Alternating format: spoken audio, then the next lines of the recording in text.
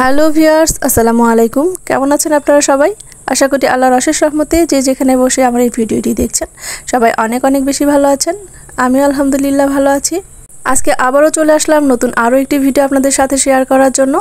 আশা করি ভিডিওটি না টেনে পুরোটা দেখবেন আর শেষ পর্যন্ত আমার সাথে থাকবেন। আর ভিডিওটি যদি ভালো লেগে থাকে তাহলে অবশ্যই কিন্তু লাইক করতে ভুলবেন না। আজকে একটি ওনাতে নতুন ডিজাইন উঠিয়েছি। তো যদিও এটি 3 পিসের ওনা, তো জামাতে এটার ডিজাইন এখনও ওঠানো হয় নাই, সরাসরি ওনাতেই অ্যাপ্লাই করা হয়েছে। তো এই ডিজাইনটি আমি আজকে স্যাম্পল সেলাই করব। তো এই সেলাই ভিডিওটা আপনাদের সাথে এখন শেয়ার করার জন্য চলে এসেছি। আমার অনেক ভিউয়ার্স আপুরাই আমাকে কমেন্ট করেছে যে আমি কেন নতুন কোনো ডিজাইন দেখাই না, শুধু আগেকার ডিজাইনগুলোই দেখাই। আসলে এগুলো সবই আমি যখন যেগুলো কাজ করি সবই অর্ডারের কাজ, সবই অর্ডারের জন্য করা হয়। আর এই অর্ডারের কাজগুলো করতে করতে নতুন কোনো ডিজাইন তোলা হয় না। অনেকদিন ধরেই ভাবছিলাম নতুন কিছু ডিজাইন করব, তো সময় স্বল্পতার কারণে করা হয় না। তো আজকে আমি ফাইনাল করে নিয়েছি যে করেই হোক একটা হলেও নতুন ডিজাইন করব। বেশ কিছু ডিজাইন আমি আগে থেকে ড্রেসিং পেপারে উঠিয়ে রেখেছিলাম, কিন্তু আমার কর্মী আপুরা ফ্রি হতে পারছে না, এই জন্য আমি ডিজাইনগুলো করতে পারছি না। তো আজকে যাই হোক ডিজাইনটা উঠিয়ে ফেললাম মোনাতে। তো এই ডিজাইনটা আমার আম্মুর খুব পছন্দের একটা ডিজাইন। আমি যতগুলো ডিজাইন ড্রেসিং পেপারে উঠিয়ে রেখেছি তার মধ্যে এই ডিজাইনটা আমার আম্মুর খুবই পছন্দ, এবং বেশ কিছুদিন হলো আমার আম্মু আমাকে বলছিল যে এই ডিজাইনটা আমি যেন উঠাই। ফুলের নকশা আর কাপড়ের কালার দুইটাই আমার আম্মুর পছন্দ মতো। আমি প্রথমে এই ফুলের ডালগুলো কাঁথা স্টিচ দিয়ে শুরু করেছি। আর আমার এই পুরো ওনাটা দুইটা সেলাই দিয়ে কমপ্লিট হবে। একটা হচ্ছে কাঁথা স্টিচ আর একটা হচ্ছে গিট ভরাট। এই দুইটা সেলাই দিয়ে আমি পুরো ওনাটা কমপ্লিট করব। এই ডিজাইনটিতে যতগুলি পাতা আর ডাল আছে সবগুলোই কিন্তু আমি করব কাঁথা স্টিচ দিয়ে, আর ফুলগুলো করব আমি গিট ভরাট দিয়ে।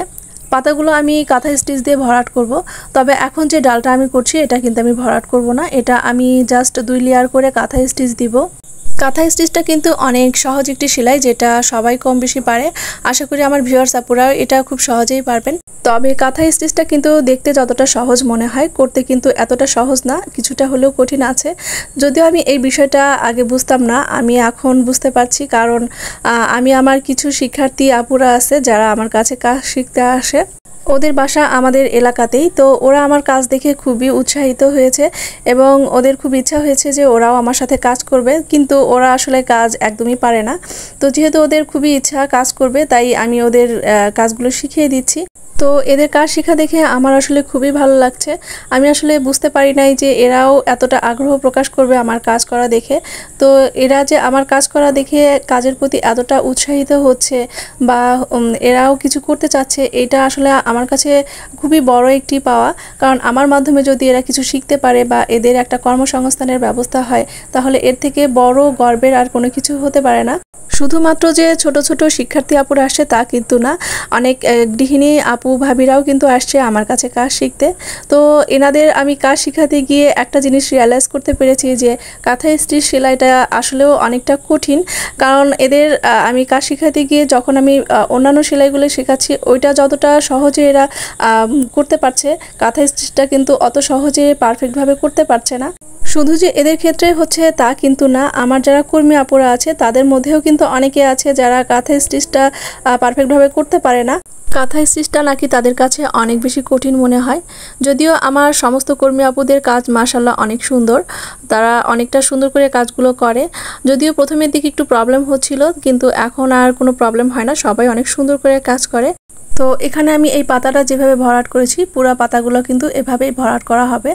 এখন আমি পুরোটা দেখাচ্ছি না, কারণ আমি পুরোটা যদি দেখাতে যাই তাহলে কিন্তু ভিডিওটা অনেক বেশি বড় হয়ে যাবে। তো এই পাতাটা কমপ্লিট করার পর এখন আমি ফুলের কিছু অংশ আপনাদের করে দেখাবো। তো এই ফুলের মাঝখানে যে 3টা গোল আছে, এই গোল 3টাকে আমি স্টারের মতো করে সেলাই করে দিব। তো এই সেলাইটাকে আসলে কি বলে আমি নিজেও জানি না, কারণ এটা কোনো কমন সেলাই না, এটা আসলে আন্দাজ করে নিজের মতো করে করে দেওয়া হয়েছে। তো এই সেলাইটা কিভাবে করেছি এটা আরেকবার আমি আপনাদের দেখিয়ে দিচ্ছি, আশা করি দেখলে বুঝতে পারবেন। এটা খুবই সিম্পল একটা সেলাই। তো আমি যে ওনাটা করছি এর ম্যাটেরিয়ালটা হবে ব্রাইট কটন। আমার যারা রেগুলার ভিউয়ার্স আপুরা আছেন তারা জানেন যে আমি সবসময় ব্রাইট দিয়ে ওনাটা করি। তবে যেসব আপুরা আজকে আমার চ্যানেলটি নতুন দেখছেন তাদের সুবিধার জন্য আমি আরেকবার ইনফরমেশনগুলো বলে দিচ্ছি। তো এটা হচ্ছে ব্রাইট কটন, আর এটা হচ্ছে একটা শাড়ি, ব্রাইট শাড়ি, এক কালার শাড়ি, এগুলো দিয়ে হাতের কাজ করা হয়। আর একটা শাড়ি দিয়ে 2টা ওনা হয়। আর আমি এই ব্রাইট শাড়িগুলো কিনি প্রতি পিস 600 টাকা করে। তবে আপনারা চাইলে কিন্তু প্রাইড দিয়ে জামা ওড়না দুটাই করতে পারেন। সেক্ষেত্রে কিন্তু একটা শাড়ি দিয়ে একটা জামা আর একটা ওড়না হবে 2 পিস। তবে প্রাইড কাপড়টা যেহেতু অনেকটাই পাতলা আর এটা দিয়ে জামা তৈরি করলে এর নিচে ইনার পাওয়াটা বাধ্যতামূলক, তাই অনেকেই কিন্তু প্রাইড কাপড় দিয়ে জামাটা তৈরি করতে চান না। তো এখানে আমি ফুলের পাপড়িগুলো গিট ভরাট দিয়ে করছি। আর এই ফুলের পাপড়িটা যেহেতু অনেকটা বড়, তাই আমি সরাসরি লম্বা করে গিট ভরাটটা করছি না, কারণ লম্বা করে যদি ভরাটটা করতে যাই তাহলে কিন্তু শেপটা ভালো আসবে না, যেহেতু পাতাটা অনেকটাই বড়। তো এখানে জাস্ট আমি হালকা একটু ক্রস করে ভরাটটা করতে যাচ্ছি। তো অনেকে আছেন যারা শুধু ভরাটটা অনেক ভালোভাবে করতে পারেন কিন্তু গিট ভরাটটা ঠিক মতো করতে পারেন না। তো আসলে গিট ভরাট আর শুধু ভরাটটা কিন্তু একদমই পাশাপাশি। জাস্ট গিট ভরাটের ক্ষেত্রে মাঝখানে একটা করে গিট দিতে হবে। আমি কিভাবে করছি সেটা আপনারা একবার দেখলেই বুঝতে পারবেন। তো এখানে আমি পুরা ওড়নাটা 3টা কালার দিয়ে সেলাই করেছি। ফুলগুলো আমি 2টা কালার দিয়েছি, একটা হচ্ছে অ্যাশ কালার আর একটা হচ্ছে কাঠালি কালার। আসলে এটাকে কাঠালি কালার বললে ভুল হবে, এটা অরিজিনালি তামাটে কালার। তো আপনারা যদি এই কালারের সুতাটা নিতে চান তাহলে দোকানে গিয়ে তামাটে কালার বললেই ওনারা বের করে দিবেন। তো এখানে আমি অ্যাশ আর তামাটে এই 2টা কালার দিয়ে ফুল করেছি। আর পাতাগুলো আমি পুরোটাই করেছি সিদ্ধ জলপাই দিয়ে। আর আমি যে সুতাগুলো দিয়ে কাজ করছি এগুলো হচ্ছে সুন্দরী সুতা, বা অনেকে লাচি সুতা বা ভয়েল সুতা হিসেবেও চিনেন। আর এই সুতাগুলো আমি কেজি হিসেবে নিয়ে আসি, আর এর কেজি পড়বে 650 টাকা করে।